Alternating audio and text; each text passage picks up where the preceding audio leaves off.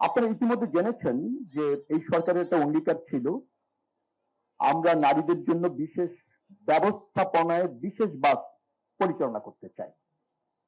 উদ্দেশ্যটা হচ্ছে একটি, যে নারীরা বাসে উঠার আগে বা যাত্রার আগে সে একটা যাত্রী বান্ধব পরিবেশ পাবে, অর্থাৎ ওয়েটিং এর সময়। এরপর বাসে উঠার পর সে একটা নারী বান্ধব বাস পাবে, সার্ভিস পাবে। বাস থেকে নামার পর সময়ও সে একটা যাত্রী বান্ধব নামার পরিবেশ পাবে।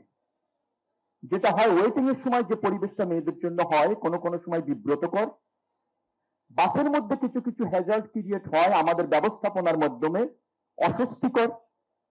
আবার ধরেন নামার সময় কিছু কিছু সময় বাস থেকে নামার সময় এমন একটা পরিবেশ তৈরি হয়, অনিরাপদ হয়ে যায়, ঝুঁকি হয়ে যায়। সেই জায়গায় বিবেচনা করে আমাদের জনসংখ্যার যেহেতু অর্ধেক নারী, রাষ্ট্র বিনির্মাণে নারীর অবদান স্মরণীয় এবং সমান, আবার আমাদের ভোটারদেরও অর্ধেকের বেশি নারী, এই সংসারের অর্থনীতি এবং সংসারের ড্রাইভিং সিটে আছে নারী পরিবারের। অতএব তাদের যোগ্যতা সম্পূর্ণভাবে রাষ্ট্রের প্রয়োজনে কাজে লাগানোর জন্য তাদের একটা নিরাপদ যাতায়াত দরকার হয়। সেই জায়গায় বিবেচনা করে এই সরকার এবং বর্তমান সরকারের প্রধানমন্ত্রীর অঙ্গীকার ছিল যে আমরা নারী বান্ধব এবং নারী কর্তৃক পরিচালিত একটা পরিবহন ব্যবস্থা ইনশিওর করব সড়ক পথে। তার অংশ হিসাবে আপনারা দেখবেন যে আমরা 14টি বাস চালু করতে চলেছি।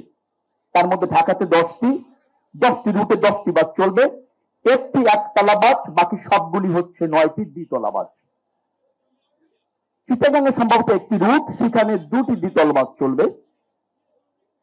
বগুড়াতে 2টি দ্বিতল বাস চলবে 2টি রুটে, অর্থাৎ 14টি বাস চলছে 13টি রুটে।